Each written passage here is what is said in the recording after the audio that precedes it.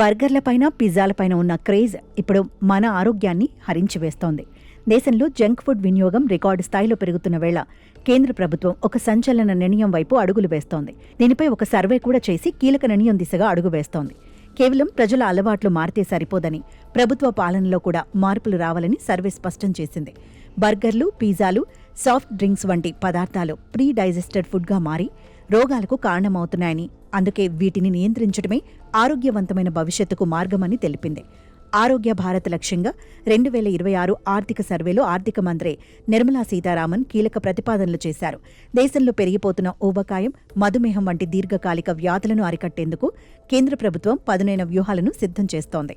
2025-26 ఆర్థిక సర్వేలో భాగంగా కేంద్ర ఆర్థిక మంత్రి నిర్మలా సీతారామన్ జంక్ ఫుడ్ వినియోగంపై ఆందోళన వ్యక్తం చేస్తూ వాటి మార్కెటింగ్పై కఠిన ఆంక్షలు విధించాలని సూచించారు.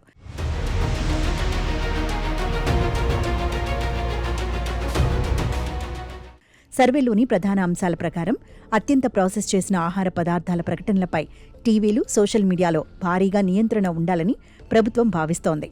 ఉదయం 6 గంటల నుంచి రాత్రి 11 గంటల వరకు జంక్ ఫుడ్ ప్రకటనలను ప్రసారం చేయకూడదని ప్రతిపాదించారు. పసిపిల్లల పాలు, పానీయాల మార్కెటింగ్పై కఠినమైన ఆంక్షలు విధించాలని పిలుపునిచ్చారు. ప్యాకెట్లపై కేవలం పోషకాల వివరాలే కాకుండా అధిక కొవ్వు, చక్కెర, ఉప్పు ఉంటే స్పష్టంగా కనిపించేలా హెచ్చరిక ముద్రించాలని సూచించారు. గడచిన 2 దశాబ్దాల్లో భారతీయుల ఆహారపు అలవాట్లు ఎంతలా మారాయో ఈ గణాంకాలు చెబుతున్నాయి. 2006లో కేవలం $0.9 బిలియన్ ఉన్న జంక్ ఫుడ్ మార్కెట్ 2019 నాటికి $38 బిలియన్ పెరిగింది. 2009-2023 మధ్య కాలంలో జంక్ ఫుడ్ వినియోగం 150% పెరిగింది. ఊబకాయం సమస్య పురుషులు, మహిళల్లో దాదాపు రెట్టింపైంది.